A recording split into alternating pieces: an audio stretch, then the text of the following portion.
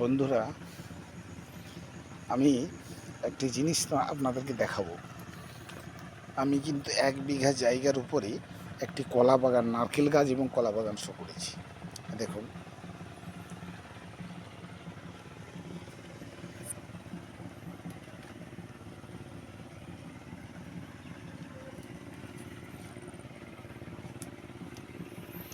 1 বিঘা জায়গা, তার মাঝখানে আছে এই পুকুর, চারিদিকে কিন্তু গাছ, নারকেল গাছ, তার মাঝখানে কলা গাছ। এবারে এই কলা গাছ নিয়ে একটু আলোচনা করব। তবে এই ভিডিওটা কেউ টান দেবেন না, কোথাও যাবেন না, সঙ্গে থাকুন। তা বন্ধুরা, মুক্ত জীবন ইউটিউব চ্যানেলে সবাইকে স্বাগত, ধন্যবাদ।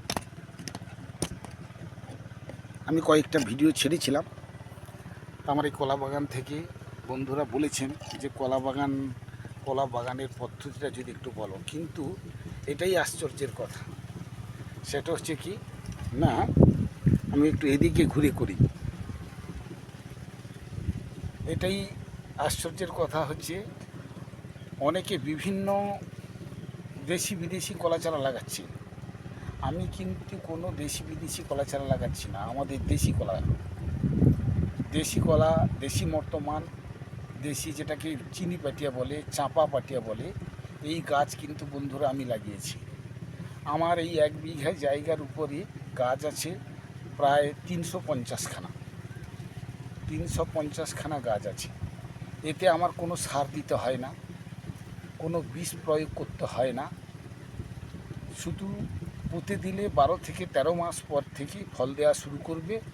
এবছর যদি একটি গাছ লাগালে একটি কাঁদি হয় 15 মাস পরে, তার 15 মাস পরে কিন্তু ওই গাছ থেকে 3 কাঁদি পাবে পরের বছর।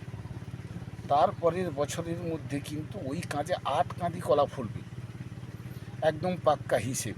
তাহলে বুঝতেই পারছেন বন্ধুরা, এতে কোনো খরচ নেই। আপনি এই গাছটা পুঁতে দিয়ে কিন্তু চারিদিকে কাজ করতে পারেন। এবং এই গাছের মাঝখানে 12 হাত অন্তর একটি করে নারকেল গাছ বসানো আছে, দেশি নারকেল গাছ, যার পরমায়ু 1-150 বছর। বাইরের নারকেল গাছ তো বেশি দিন বাঁচে না বন্ধুরা। তাই এই গাছ দেখতে পাবেন চারিদিকে কিন্তু শুধু কলা গাছ, নারকেল গাছ। দেখুন, চারিদিকে কিন্তু কলা গাছ, নারকেল গাছ দেখতে পাচ্ছেন বন্ধুরা। প্রতি বছর কিন্তু লাগানো চলছে। এতে করে প্রচুর ইনকাম, কোনো খরচ নেই, কোনো খরচ আপনাকে করতে হবে না। আপনি শুধু কেবলমাত্র কলা গাছের ঝরে যাওয়া ডাঁটাগুলোকে আপনাকে কেটে রাখতে হবে, পরিষ্কার করে রাখতে হবে, যাতে করে ছত্রাক থেকে কলা গাছটাকে রক্ষা করা যায়।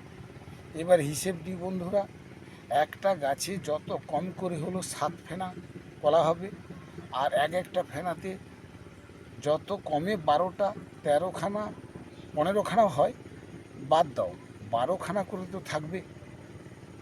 তাহলে একটা ফেনাতে 12টা থাকলে 7 ফেনা কলার দাম, 7 ফেনা কলা মানে 12×7=84খানা কলা। একেবারে এটা কখন হবে? 3-4 বছর পরে। প্রথমে কিন্তু 9 ফেনা 10 ফেনা করে হবে। 9 ফেনা 10 ফেনা, 10 ফেনা মানে 13×10=130টা কলা, 12×10=120টা কলা।